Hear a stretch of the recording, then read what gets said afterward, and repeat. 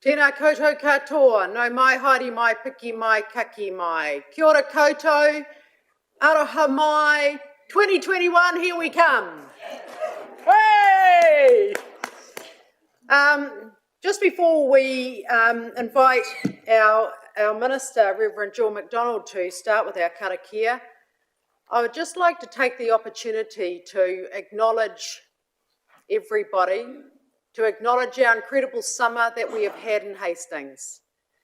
I'd like to thank our staff, I'd like to thank our community, I'd like to thank our councillors largely for who have worked tirelessly over to address some of the challenges that have faced us in the holiday season. And I'd like to say how proud I am of what has happened over our summer months since we met in December last. We have had an incredible summer. We have had concerts. We've had an enormous amount of visitors enjoying our parks and reserves. We've had record numbers at Splash Planet. We have enjoyed announcements from the government saying that our whānau will have homes. We've seen orange cones like we've never seen before in Hastings, down Karamu Road at Waipatu, cycleways being completed. There's an enormous amount of work that is going on and we are managing that work, and I want to thank everybody because I know some of our staff haven't had breaks over the summer. I know that some people have worked right through, and I want to say thank you for your hard work. And I'm incredibly proud of what we are achieving together as a council, and I'm incredibly proud what our community has been able to enjoy and how we're delivering for everyone. So kia ora koutou katoa. Now I'd like to invite Reverend Jill MacDonald to start with a karakia. Thank you, Jill, welcome. Good afternoon, wonderful.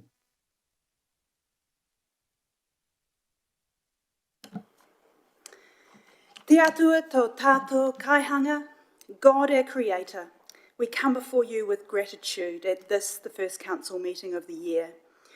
We are thankful for the time of restoration and rejuvenation that we hopefully have experienced over the past weeks. Times where we have been able to relish your beautiful creation, whether it be swimming in the ocean, enjoying your gifts of kaimoana, or reading books in the summer breeze. We thank you for times of gathering with whānau and friends, enjoying and deepening the relationships we share. We are thankful too for Splash Planet shenanigans and 660 shows. As we convey our gratitude to you though, we are conscious that the summer break hasn't been peaches and cream for everyone in our Heretaunga district. There are so many reasons that this has been a tough time for many, whether it be the loss of someone they love, illness, loneliness, mental health struggles, domestic violence, or fear for loved ones overseas with the escalating COVID deaths. We pray to you, Ihu Karaiti, that through your wairua tapu, that all may experience healing. Community transmission of COVID is an ongoing fear for us all, and we are so thankful for the care that has been taken to keep Aotearoa safe. And we hold before you all who are working at the front line of COVID, both here and overseas. Enable us, O God, to be vigilant in all that we do. Atua o te aroha. We are so concerned about the housing crisis with out-of-control prices, with so many of our whānau needing emergency housing. It brings into sharp focus that what you long for each of us is fullness of life, where everyone can flourish and live fully. Your call to us has always been to care for the most vulnerable, to distribute your abundant resources in a way that all may receive. Yet, here in Hawke's Bay, we have a huge disparity between the rich and the poor. Challenging this, changing this, calls for wisdom, collaboration and action from all of the leaders of our district. But more than that, it calls for each and every one of us to examine our own lives, how we live, how we share, how we consume, how we love. Do our lives reflect your longing for the world? Loving God, as the council meets today, we hold before you our mayor, our councillors, the CEO, the staff and all who might be presenting here today. We are grateful for each councillor and the council as a whole and all of the staff. There has been such a growing momentum of passion, engagement, skills and resourcing. We pray that 2021 will be a year of transformation as we seek to become a better community. May the Hastings District Council be guided by your wisdom and compassion as they seek the common good for our city. May you bless them and keep them. E roto e te ingoa o ihu karaite. Amen. Thank you, Jill. Thank you for a very meaningful karakia and capturing everything about us. Now we'll have our waiata and most appropriate, haere mai. Here we come.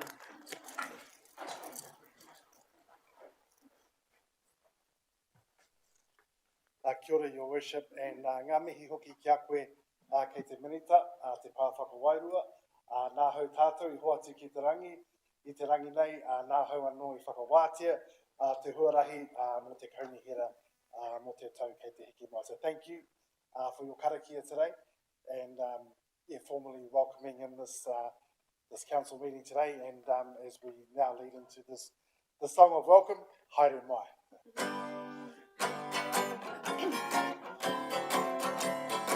Four, five. Haere mai, haere mai, haere mai, haere mai, haere mai. Iruna o, e mara.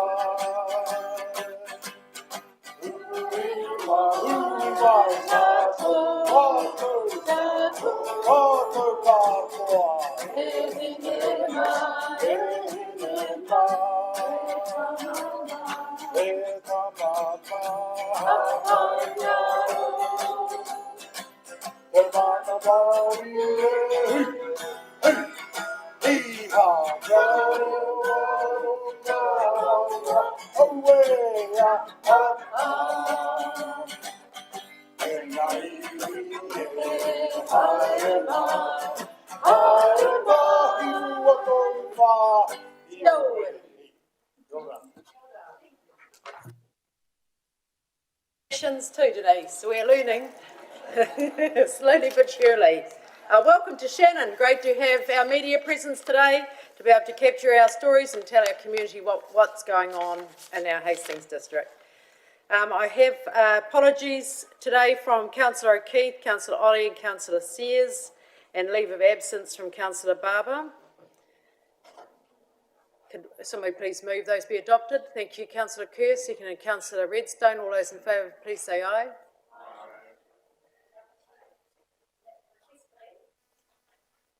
Any requests for leave of absence? Yes, please. I may have requested it last year, but I'm not sure, so I'll request again. The 15th to the 19th of February, please. And this afternoon I need to be available for a Zoom meeting at 4, so I may need to leave early. I think we might be finished by then. Councillor Lawson? I wasn't going to invite you to give any leave of absence. You've just had 5 weeks, for goodness sake. I know.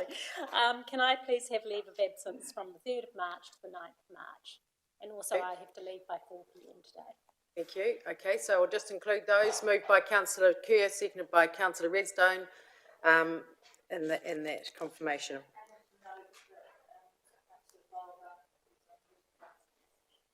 Yes, I have said that.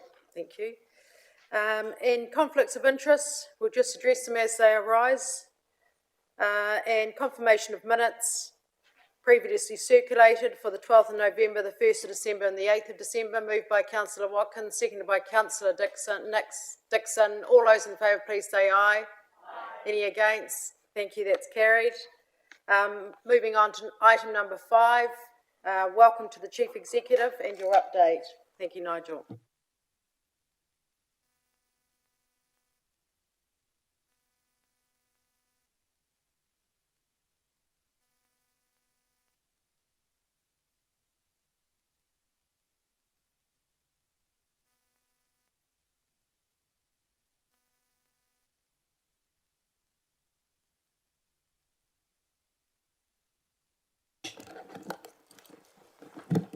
acknowledge and further talk about some of the things that Sandra mentioned. We have had a fantastic Christmas and New Year period. Some of the things that we were very focused on in the lead up to Christmas, big community meetings in Waimarama, great feedback from the community, probably one of the best New Year periods out in Waimarama.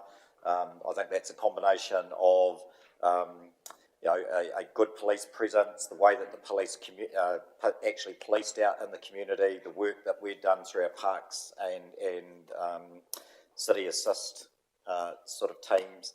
We have obviously enjoyed a fantastic weekend here in Hastings. 660 was a resounding success, and the event couldn't have gone better in terms of plus 20,000 people. The quality of how it worked around traffic management, and I just want to one, acknowledge the promoters, but two, also acknowledge that the staff who've worked tirelessly on that, Naomi, Olivia, Vicky, and actually a cross-organisational team that's included environmental health, assets, and our planning and regulatory team. The feedback from the community out of the weekend, and when you kind of reflect, in Hastings was truly alive on the weekend, not just 660, wine festivals at Bridge Park, Potts Classic on at the Regional Sports Park with Valerie Adams and Eliza McCartney, cricket championships on. The place was truly alive, and the feedback from both the community and our business and retail sector was just absolutely fantastic. Also worth reflecting, as Sandra touched on, it's not that many council meetings and a Hawke's Bay front page article ago that we were debating scenarios around whether to open Splash Planet or not for the season, and scenarios that went from boom to bust. And it's great to be standing here today saying, hey, it's boom. And I think a story that's gone out today is, in Splash's history, the biggest January has had 55,000 visitors. As of yesterday, over 60,000 people have been through Splash Planet. So 4 days of January to go, another 30 plus degree day today. So we will be well into the 60,000 plus people having visited Splash Planet. Really pleasingly, a whole lot of people from out of region that have been coming to enjoy Splash Planet. And I think that one of the things that it's highlighted is how lucky we are as New Zealand with the COVID status that we've got, and has probably also kind of reinforced some things that maybe, and I'm in this camp, that we've become complacent about around the importance of the contact tracing, using our apps, and certainly as we're looking at Northland and what's happened with the community outbreak. One of the things that we've been doing a lot of work on is making sure again, as we did last year, that we've got good plans in place to respond if there was a community outbreak. Significant work is underway along with our colleague councils with group civil defence, and the regional leaders have also started meeting just to make sure that we continue to be prepared, but that we're sending those messages not to take for granted, given the things that we know are going on around the world. Probably a couple of last things from me in terms of an overview. As you know, we've also did a lot of work last year about making sure that we had a labour supply plan for our hugely important horticulture, viticulture, primary industry here in the Bay. Certainly the industry leaders are saying we've enjoyed a fantastic response from students to help us to get through all of the thinning, but a lot of work that's going on around being prepared for harvest from February, next week through till May. Pleasingly, all of the first intakes of RSE have started arriving into the country. So the first plane loads arrived in on the 18th of February. So it'll be next week that we start to see the RSEs post quarantine back in our community, and 2,000 workers coming in. I think initially there were 4 intakes. About 78% of those workers will be coming to sort of Hawke's Bay first to assist with harvest. Last thing I just want to close on, and the Minister touched on it, whilst there's lots of positive things going on, we know not everyone's enjoying the benefits of that. We continue to be very, very focused on housing, and the work we've been doing with our partners across government, iwi and community. It was great to be with Mayor Sandra on Wednesday as we just celebrated at an individual whānau level, the difference that this work is making for whānaus that either are falling out of the rental housing market or potentially, stressed to the max about being homeless. The pleasing thing was to see last week the announcements from the government that Sandra's welcomed in terms of the purchasing intentions of the decisions that they made in last year's budget for an additional 8,000 public homes in New Zealand, of which quite a number's coming to the East Coast with a very strong focus on Hastings.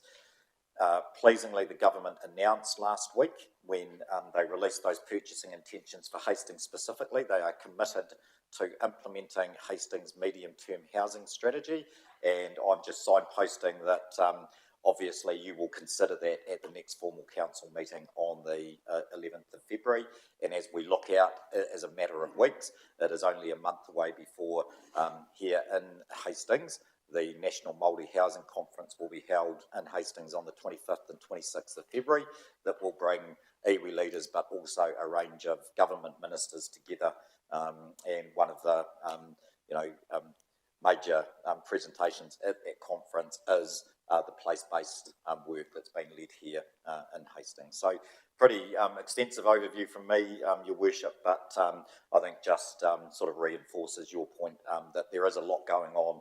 There's a lot to be looking forward to as we head into 2021.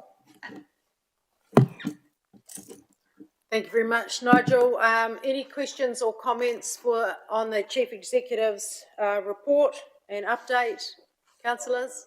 Thank you. Councillor Nixon has moved. Councillor Travis, second. Councillor Kerr. I think just speaking on behalf of councillors to throw back the thanks to both of you for what we've achieved, not just this summer, but for the last year. Thank you. Thank you, Councillor Kerr. No further comments? I'll put that recommendation. All those in favour, please say aye. Any against? Thank you, that's carried. Moving on to our next report is on the management plan for reserves for Havelock North. Welcome to Alex.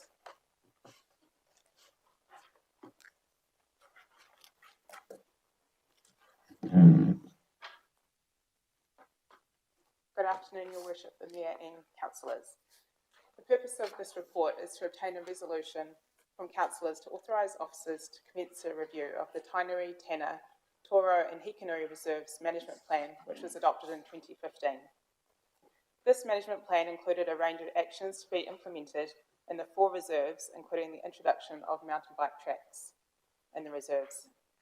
Mountain bike tracks were subsequently constructed in Toro and Hikanuri Reserves, followed by construction of part of the mountain bike network in Tainui Reserve. The network in Tainui Reserve, as shown on the management plan concept plan, remains incomplete. Following construction of part of the mountain bike network in Tainui Reserve, concern was raised by some members of the community regarding conflict between pedestrians and mountain bike users, which has led to this report. The 2015 management plan was prepared in accordance with Reserves Act requirements and is not due to be reviewed for another 4 years.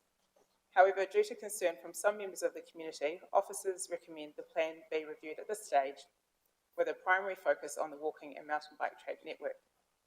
The review is provided for under the Reserves Act and will enable the views of all of the community to be considered during the review of the management plan.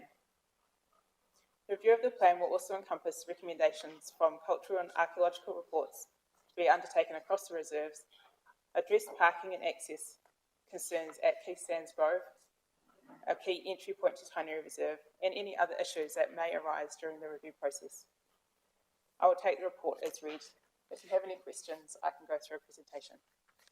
Thank you very much. Thank you, Alex. Questions, comments, councillors? So 6 years on, we are looking at the 4 very, very precious, loved reserves in Havelock North, looking at the users, looking at the increased use of all of those spaces, and are we catering for everyone? Councillor Redstone. Thank you, Your Worship. I think we have some work to complete, and on the basis of that, I'd like to move the recommendation. Thank you, Councillor Redstone. Do we have a seconder? Councillor Lawson. Thank you. Any further comments or anything else you'd like to add as a move the recommendation? No? All right, I'll put that recommendation. All those in favour, please say aye. Aye. Any against? Thank you. Well, Alex, that was easy. It's onwards and upwards. Onwards and upwards. And great to have this work looked at. And as I said, these are very precious reserves. You only just have to watch and see what Tuaroa community have done with their reserves in terms of making it accessible to everyone and being loved by so many in that community. So very exciting times. Thank you. Item number 7.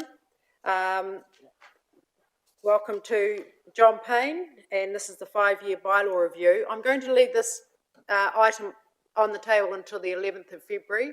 I'll move from the chair, seconded Councillor Watkins. My reason for doing that is that there is the item there about Tomato Park, and we want to make sure that the Tomato Park Trust have had the opportunity of having a formal board meeting with our staff to understand the detail around any future bylaw or not. So I'll leave that item. It'll be heard in 2 weeks' time following the board meeting with Tomato Park. So any further questions or comments on that paper? Okay, I'll put that recommendation. All those in favour, please say aye. Aye. Any against? Thank you, that's carried. Agenda item number 8, the licence to occupy application. And Kirsty, is Kirsty with us today? Colin, you're bringing this? This is the Waipariki domain. And Colin, you may be able to tell us how the little shop has gone out at Waipariki over the summer break.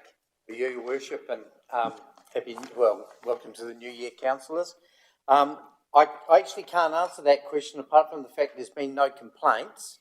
So the inverse of that is it's gone fine.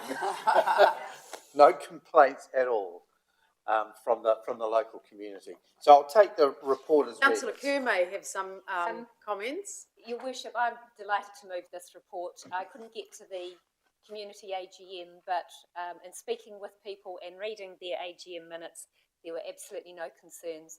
Therefore, happy to move this. Thank you. Great, thank you. Have a seconder for this paper. Councillor Lawson. Thank you. Well, any further questions? Thank you, Councillor Watkins. Yeah, thank you, Your Worship, through you. Colin, when we issue a licence for something like an ice cream van, and if you have a look, the ice creams have all got papers and sticks and what have you, does that operator, or is he required to provide a rubbish tin by his van? He is, and they are. Thank you. Excellent, good to hear. Councillor Shollam. Councillor Watkins has asked the exact question I was about to. Okay, so you're comfortable with the paper, Councillor Shollam? Great. Thank you. No further comments or questions? I'll put that. All those in favour, please say aye. Aye. Any against? Thank you. That is carried. They'll be very thrilled about that. And they're a long way from a confectionery shop out there. Right.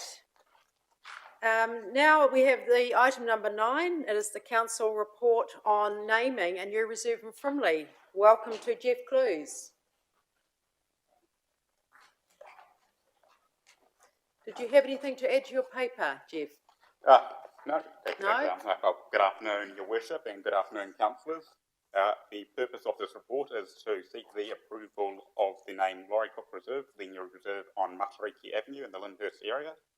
This is named after Laurie Cook, a notable horticulturalist in the district who has operated in the Lyndhurst area for many years, and we followed the reserve naming policy.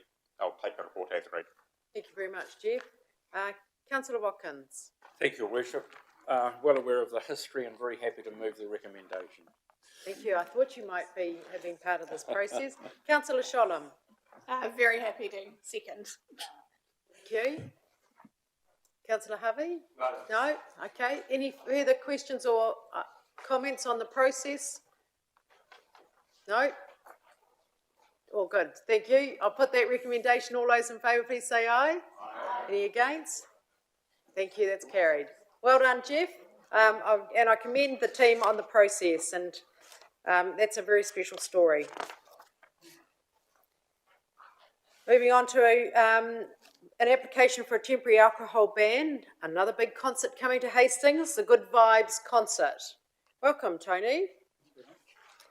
Item number 10. Did you have anything to add to the paper, Tony? Take it as read. Yeah. Any questions, councillors, about this concert and this application? Has come from the police? No? You happy to move, Councillor Nixon? No, I was going to ask a question. Yes. First. I couldn't quite pick it up on that. This includes the venue itself, does it? No, it's the surrounds. Well, that's the way I read it. I wondered if I'd misread it. So the liquor's still able to be consumed inside the venue. Is there any limitation on or any controls over the patrons actually there and the amount of alcohol consumed? Because I've had some contact with neighbours who have sort of expressed some disquiet about noise and behaviour. This will help, obviously. I just wondered what else can we do, or can't we do anything? No, it's a good question. So in relation to a lot of these events, they seek a special licence. Like the race course has got an existing licence that covers the stands for normal race days, but for these bigger events, they get a special licence to allow extra licensed areas with marquees and that sort of thing. And as part of the special licence application, they file a management plan. And the management plan covers a number of aspects, and we in turn put conditions on the licence. So there's limits about how much people can buy, and even then we can slow down that. The police monitor that, and there's things like no car boot parties and that sort of thing. So it's conditions, I guess, built up from previous events, feedbacks from the likes of the Spring Carnival and other events where we've learnt, and they seem to be, from what I understand, reasonably successful. And it's an ongoing thing of monitoring and having debriefs with the management too. Could I just ask one more question that I should have asked at the time? Sorry. Point of order. This is spilling into an area that's not on the paper, and I may have a conflict as Chair of District Licensing, so I'm just going to step back for this paper, if I may. Thank you. I do ask you, Councillor Nixon, to focus on the paper. Well, this is for one concert, yes. Not the general area, not the general race course. Yeah, no, that's fine. I won't ask the question. I'm happy to move it anyway. Okay, thank you. Did I have a seconder? Thank you, Councillor Sholland. Any further comments or questions? I'll put that recommendation. All those in favour, please say aye. Aye. Any against? Thank you, that's carried. Thank you very much, Tony.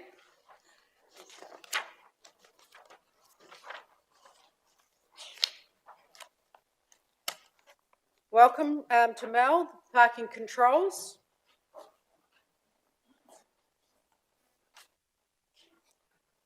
Do you have anything to add to your paper, Mel? No, nothing at all.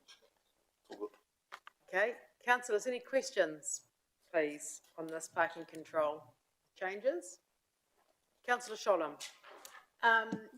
Both of these seem entirely logical and therefore very happy to move the recommendations. Thank you very much. No further questions or comments? I'll put that. All those in favour, please say aye. Aye. Any against? Thank you. That's carried. Thank you very much, Mel. Welcome to Jackie. This is item number 12, adoption of amended standing orders. Jackie, did you want to speak to the paper? Not really. I'll take the report as read and happy to answer any questions. So this is a continuation of what we were doing through COVID times, the opportunity of being able to have an audio-visual link. Any questions? Councillor Sholland. Thank you, Worship. And through you. Ms Evans, looking at B, and namely 1, which is the retaining casting vote for the chair. So what is our current setup, just for my understanding? Our current setup is to have for the mayor or chair to have a casting vote, unless the terms of reference for a particular committee say otherwise. So, for example, our Maori Standing Committee doesn't have a casting vote for the chair. And if I may follow on, so that's just retain, this is proposing retaining exactly what we have. Yes. Brilliant. Yes, it is. Thank you. And as you'll know, as a councillor, you probably have never seen that happen in your No, time. no, It's not something that this mayor likes to do. No, and truth be told, I have previously had a conversation with Ms Evans because I've not seen us yet in a situation where that's needed to be used, and I'm also respectful of the fact that we have a mayor that does like to make sure that everyone has had their say and we've reached common ground. So very happy to continue with that. Thank you. Councillor Nixon? Thanks. In respect to item B2, is there any limitation on how often a councillor could exercise the right to attend remotely the meetings? Because you could end up with a situation where somebody just never turns up and they just log in, from home, meeting after meeting after meeting. I just wonder whether we shouldn't address that issue. Any requirements? There are no requirements. I'll remind the council that at the moment we have a situation under COVID where anyone can attend remotely and it contributes towards the quorum. That legislation is due to lapse in May. I'm not sure in March. I'm not sure if they're going to continue it. I suspect there will be a change to the law. At the moment, so our standing orders reflect the situation prior to COVID, which was that a member can attend remotely, they can vote, but they don't count towards the quorum. Once we've got some clarity and if the legislation changes, I suggest that that's when we debate how we want to use any changes to the legislation. We can look at that then. But yes, at the moment you could attend remotely for every meeting if necessary. Thank you. Can I have a mover, please? Councillor Travis, seconded Councillor Lawson. Any further questions or comments about this paper? I'll put that. All those in favour, please say aye. Any against? Thank you. That's carried. Item 13, schedule of council meetings for the coming time, the year.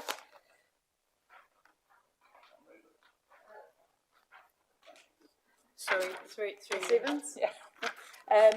We do just have a couple of amendments, just following the decision for the bylaws report to lie on the table. I've pushed out the hearing for that for the bylaws to the 20th and 21st of May from the 20th and 21st of April.